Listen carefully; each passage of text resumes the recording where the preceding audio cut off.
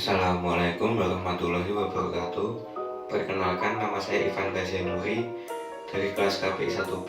Di sini saya membuat video mind mapping untuk memenuhi prasyarat ujian tengah semester mata kuliah dasar ilmu komunikasi.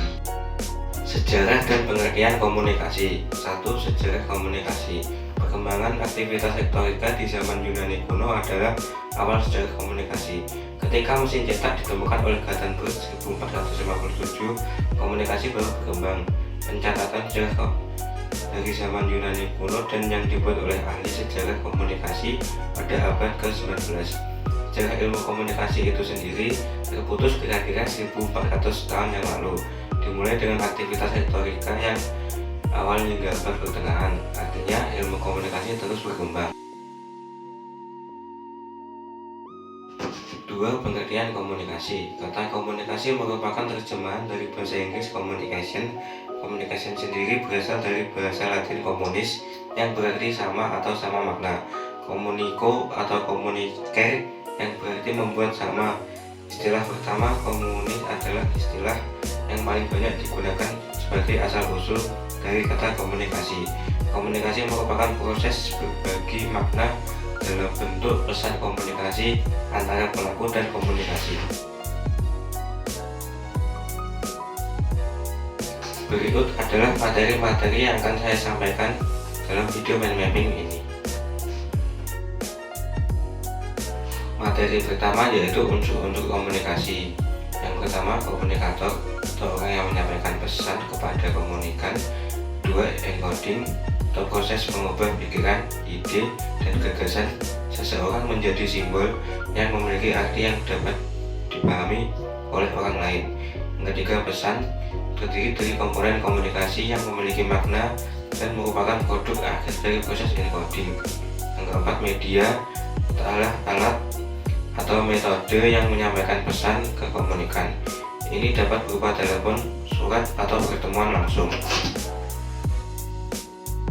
Yang kelima, ada decoding atau proses di mana komunikan menentukan makna atau menginterpretasikan simbol-simbol yang dipilih sebagai pesan yang disampaikan kepada dirinya sendiri. Yang keenam, ada receiver, komunikan yang menerima pesan dari komunikator. Yang ketujuh, ada efek atau satu seperangkat reaksi yang ditunjukkan oleh komunikan setelah menerima pesan dari komunikator.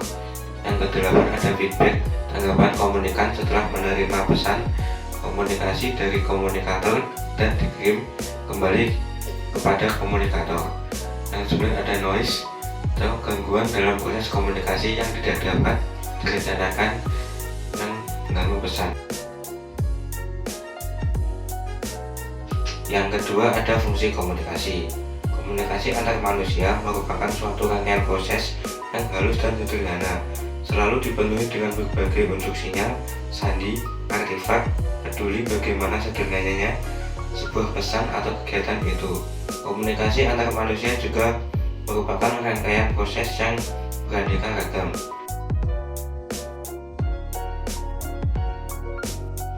Berikut beberapa fungsi komunikasi. Yang pertama, menginformasikan. Komunikasi adalah proses memberikan informasi kepada seseorang atau masyarakat tentang konsep, peristiwa, atau apapun yang disampaikan orang lain. Yang kedua, mendidik. Komunikasi digunakan sebagai alat pendidikan untuk berbagi pikiran dan ide dengan orang lain dan membantu orang lain mendapatkan informasi dan pengetahuan. Yang ketiga, menghibur. Komunikasi berfungsi untuk menghibur orang lain. Yang keempat, mempengaruhi. Komunikasi membuat orang berusaha saling mempengaruhi cara orang berpikir atau bertindak. Materi ketiga yaitu prinsip komunikasi. Prinsip komunikasi ada 12. Yang pertama, komunikasi adalah proses simbolik, merupakan proses penyampaian dan pertukaran simbol, lambang, tanda, atau gambar dari komunikator kepada komunikan. Yang kedua, setiap perilaku mempunyai potensi komunikasi. Artinya setiap bentuk komunikasi non-verbal yaitu perilaku manusia bisa dimaknai sebagai stimulus bagi orang lain. Ketiga, komunikasi punya dimensi isi dan dimensi bagian. Prinsip komunikasi ini menjelaskan bahwa setiap pesan komunikasi punya dimensi, isi, dan hubungan.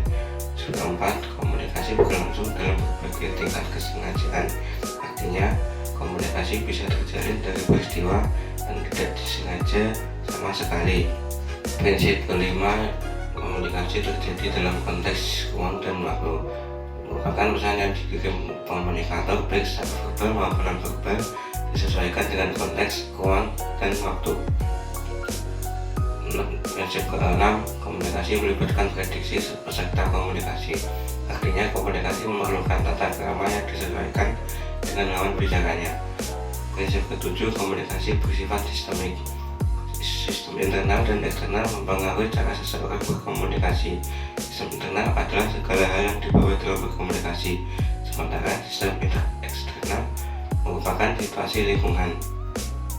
Prinsip ke-8, semakin mirip latar belakang sosial budaya, semakin efektif komunikasi.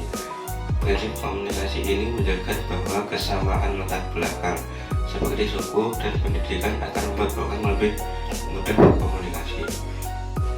Prinsip ke-9, komunikasi bersifat non-sekuensial. Artinya komunikasi melibatkan respon sebagai bukti bahwa pesan telah dikirimkan, diterima, serta dimengerti. Prinsip 10, komunikasi bersifat prosedural, dinamis, dan transaksional.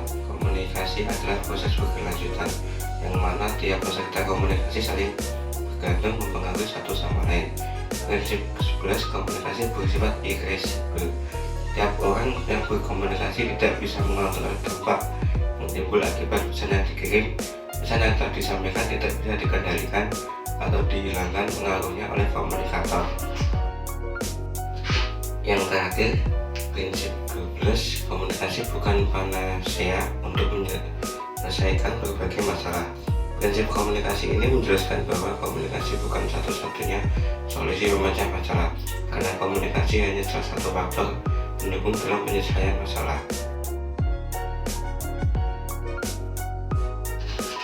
Materi yang keempat ada hambatan komunikasi. Yang pertama adalah hambatan antropologi. Dalam melancarkan komunikasinya, seorang komunikator tidak akan berhasil apabila ia tidak mengenal siapa komunikan yang dijadikan sasarannya. Yang dimaksud dengan siapa di sini bukan nama yang disandang, melainkan rasa apa, bangsa apa, atau suku apa. Kedua, hambatan psikologis. Faktor psikologis seringkali menjadi hambatan dalam komunikasi. Hal ini umumnya disebabkan si komunikator sebelum melancarkan komunikasinya tidak berkaji diri komunikan. Yang ketiga ada hambatan semantis. Faktor semantis menyangkut bahasa yang dipergunakan komunikator sebagai alat untuk menyalurkan pikiran dan perasaannya kepada komunikan. Yang keempat ada hambatan mekanis. Yang penting diperhatikan dalam komunikasi yang seperti telah disinggung di atas, suatu pesan komunikasi dapat diterima secara rohani. Terlebih dahulu dipastikan dapat diterima secara indrawi. Dalam arti kata bebas dari hambatan mekanis.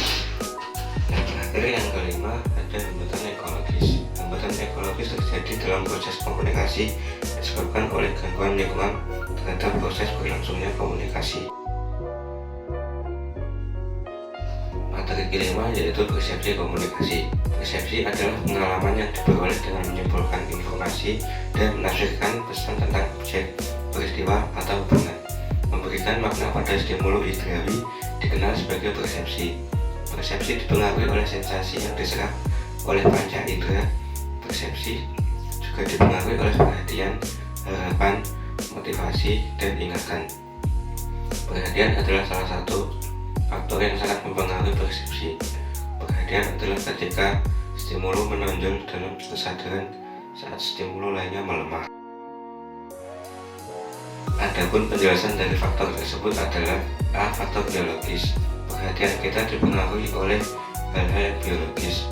Misalnya seseorang nampak fokusnya adalah makanan. Hal ini dapat dipengaruhi oleh perasaan seseorang.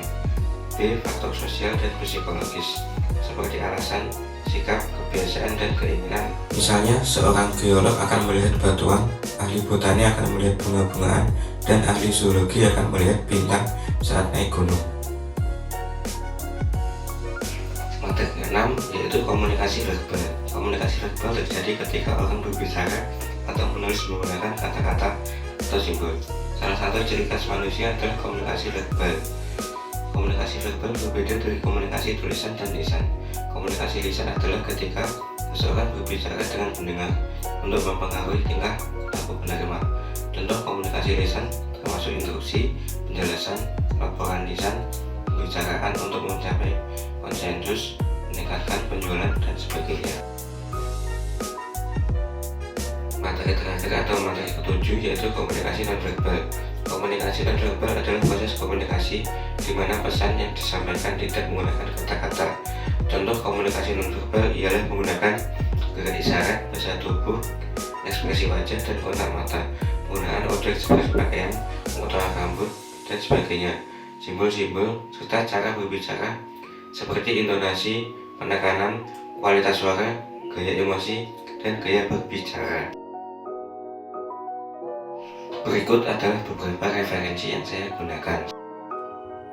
Sekian dari saya, kurang lebihnya mohon maaf. Wassalamualaikum warahmatullahi wabarakatuh.